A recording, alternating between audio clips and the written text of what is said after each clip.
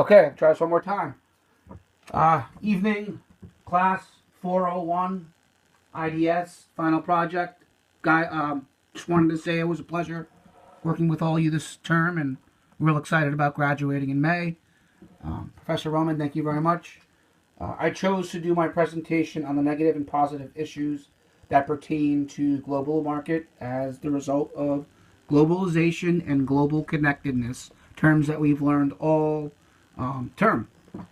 Social practices have been influenced by global connectedness in today's globalized world.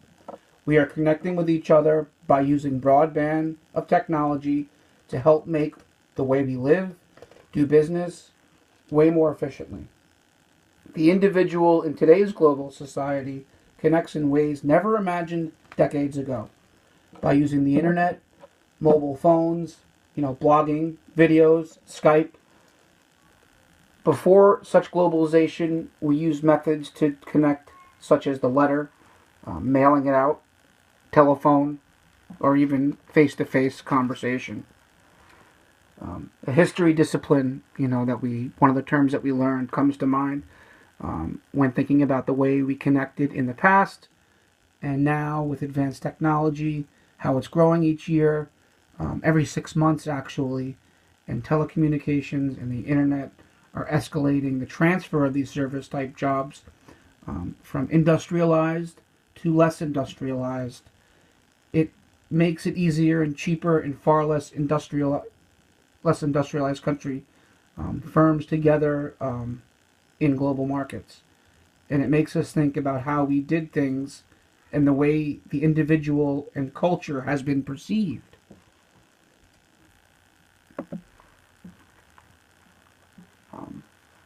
Global connectedness affects and influences culture, the individual as well.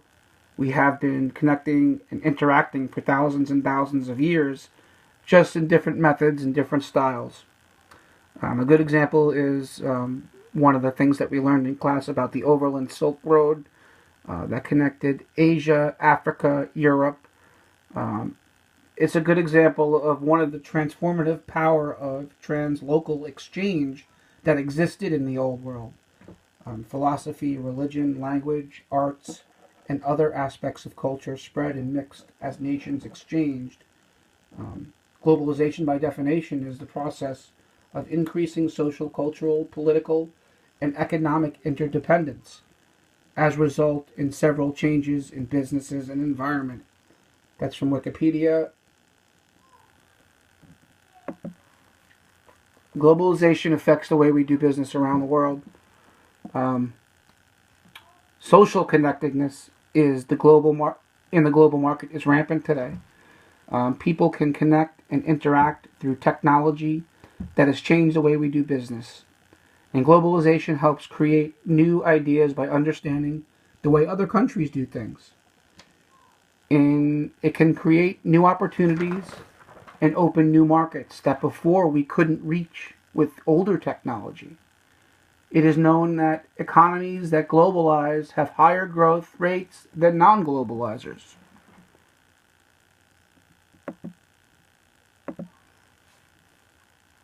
Social change refers to any significant alteration over time in behavior patterns, cultural values, and norms.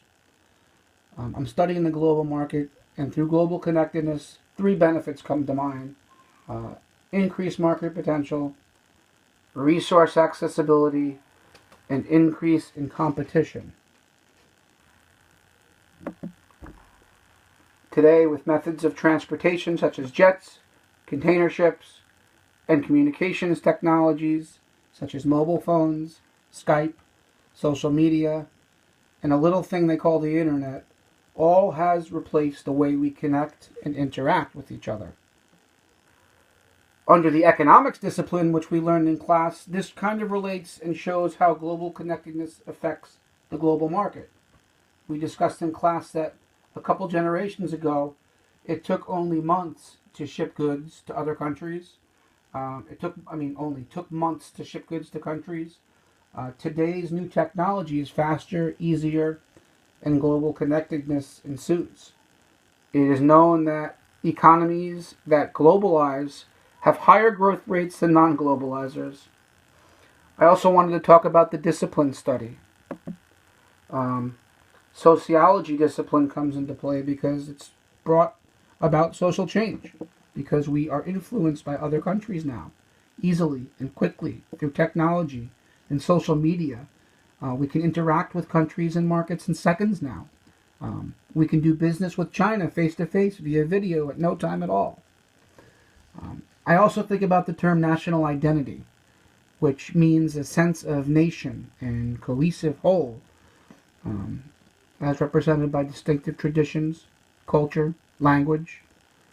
The relationship between globalization and national identity is puzzling at times. Why? Because while some observers have found that globalization reduces people's identification with their nation, others have reached the opposite of ends of the spectrum. I think about the interdisciplinary mode as well in globalization.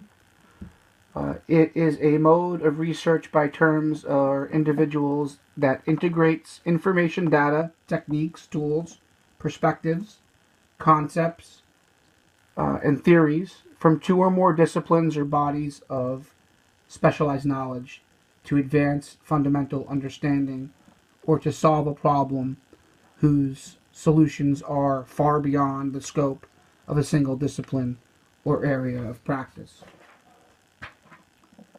The relationship between humanity and global environmental change is among the most interdisciplinary of intellectual topics, quoted Shen and Cates. Because the driving forces of global change involve the interactions of various human systems, various environmental systems, and because human responses to global change often affect the driving forces, researchers investigating any one system need to treat other systems as intrinsic to their models as well. That is from Cates and Chen. The disciplinary model of history discipline, comes to mind when thinking about the way we connect in the past and now with advanced technology. It's growing each year, and telecommunications and internet are escalating the transfer of these services from industrialized to less industrialized. It's making it easier and cheaper for less industrialized country firms to enter the global markets. It makes us think about the way we did things and the way the individual and culture have been perceived. And it's now common for business in industrialized countries to outsource things such as data processing, customer service, and reading x-rays to countries like India and other less industrialized countries. An example of this, an example of this is the East Asian economies. Demonstrates that positive effect of globalization on economic growth and show that, at least under some instances, globalization decreases poverty. The spectacular growth of East Asia, with increased GDP per capita by eightfold and raised millions of people out of poverty, was based largely on globalization as well. Export-led growth and closing the technology gap with industrialized countries. It is said that economies that globalize have higher rates of growth than non-globalizers. Domestic versus global markets. Domestic markets, stable, less complex, predictable. The global markets are unstable, unpredictable, complex, and risky. And you can see the others. The issues with globalization and the global market. Global commerce has been more and more dominated by transnational corporations and want to maximize profits without worrying about the development needs in the individuals countries of other their sorry. Global commerce has been more and more dominated by transnational corporations that want to maximize profits without worrying about the development needs of individual countries of their populations, or their populations. That's what it was. Um,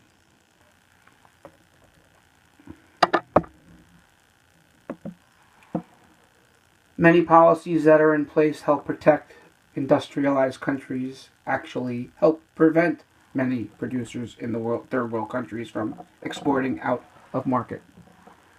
Capital flow. Another issue is the capital flow volume and volatility raises risks of banking and currency issues, notably in countries that have weak financial institutions.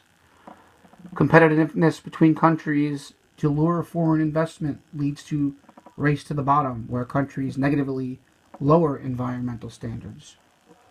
The uniqueness of culture is gone forever of in a homogenized and universal culture that attracts heavily from our American culture. Integration has led to increased inequality.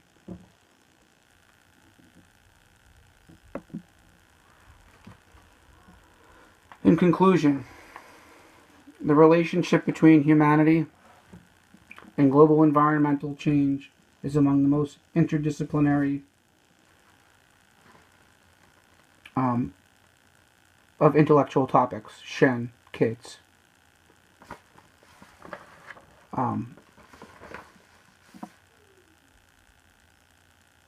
Now I wanted to explain the strategies that could be utilized to address the chosen issue. We believe that businesses can tackle them with new responses that rely on flexibility, speed, unconventional thinking.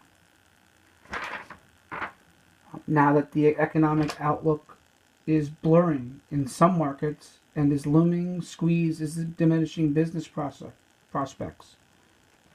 Issues such as slowing growth and increasing competition, significant operational complexity, shortages of talent, and key. I want to explain to you that my plan and the benefits of my plan will justify my plan will be preferable to help with some of these issues.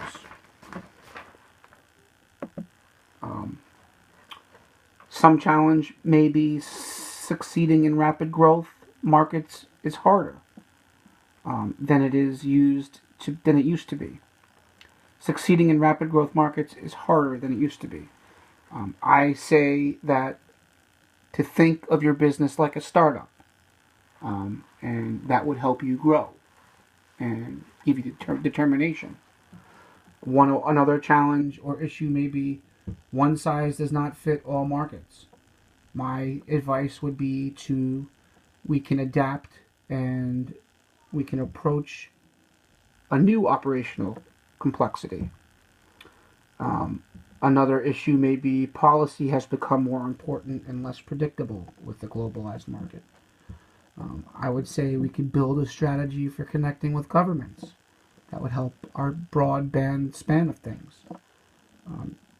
Good people are hard to find sometimes in these markets. I would say embrace bold approaches to talent management. Maximize profits, but would also I would adjust policies to compensate the third world countries from being blocked from exporting and making income. Not being handcuffed by certain policies would help as well. Keep up with the technology as it becomes current and available will help. It only helps to work globally more efficiently. That is it. Hope that was okay. I struggled a little bit, but thank you very much.